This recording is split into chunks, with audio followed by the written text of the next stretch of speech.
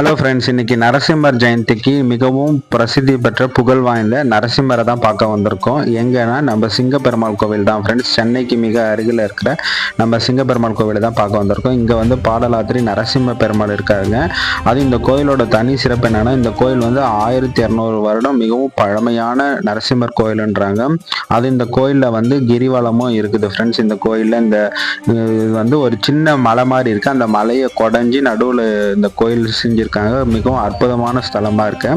அது இந்த கோயிலில் பார்த்தீங்கன்னா நரசிம்மர் வந்து 3வது கண்ணை திறக்கிற மாதிரி இருக்கும் ஃப்ரெண்ட்ஸ். அது வந்து ஒவ்வொரு டைமும் வந்து தரிசனத்துக்கு காட்டுவாங்க, தீபார்த்தனை காட்டும் போதும்.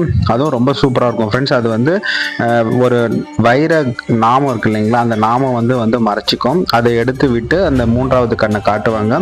மிகவும் அற்புதமாக இருக்கும். அந்த மலையிலேயே வந்து கொடைவரை மாதிரி கோயில் வந்து சூப்பராக செஞ்சுருப்பாங்க. இப்போ பார்த்தீங்கன்னா உள்ளே நம்ம போனீங்கன்னா இந்த மாதிரி தான் ஃப்ரெண்ட்ஸ் இருக்கும், அந்த கொடைவரை கோயில் மாதிரி. இங்கே வெளியே இருக்கிற நரசிம்ம பெருமானை தரிசனம் பண்ணிக்கோங்க. இதே மாதிரி தான் உள்ளேயும் இருக்கும். நான் மூலவர் எப்படி இருப்பாருன்னு கோயிலுக்கு வெளியே அவங்களே ஃபோட்டோ வச்சுருக்காங்க. நான் அந்த ஃபோட்டோவை எடுத்து காட்டுறேன்.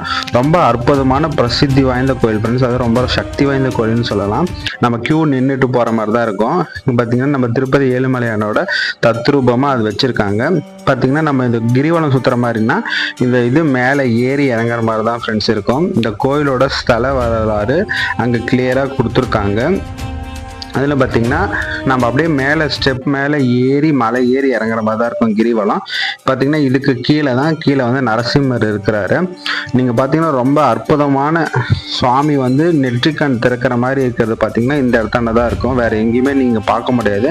அது இல்லாமல் இந்த கோயில் அந்த மலை மேலே வளர்ந்துருக்கு பார்த்தீங்கன்னா அது சூப்பராக இருக்கும்.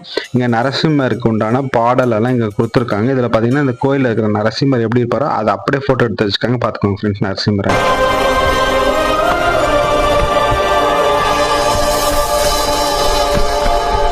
எல்லாரும் நரசிம்மரை தரிசனம் பண்ணியிருப்பேன்னு நினைக்கிறேன்.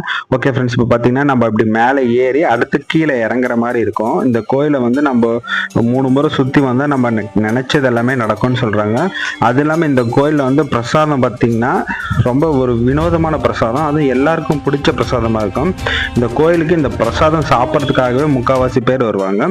ஸோ அந்த பிரசாதம் என்னன்னு நான் உங்களுக்கு பார்ட் 2ல் நான் காட்டுறேன் ஃப்ரெண்ட்ஸ். இப்போ பார்த்தீங்கன்னா இங்கே இருக்கிற நரசிம்மர் கிட்ட வேண்டதில் எதுனா இருந்தால் இங்கே கயிறு கட்டிட்டு நம்ம இங்கே போகிற மாதிரி இருக்கும். வாங்க ஃப்ரெண்ட்ஸ், அடுத்து பார்ட் 2ல் இந்த பிரசாதம் என்ன, அது மீறி இந்த கோயிலோட சிறப்பு என்னன்னு நாங்கள் அடுத்த வீடியோவில் பார்க்கலாம். ஓகே ஃப்ரெண்ட்ஸ், இந்த வீடியோ பிடிச்சினா மறக்காம யூடியூப் சேனல் சப்ஸ்கிரைப் பண்ணிக்கோங்க. சப்ஸ்கிரைப்.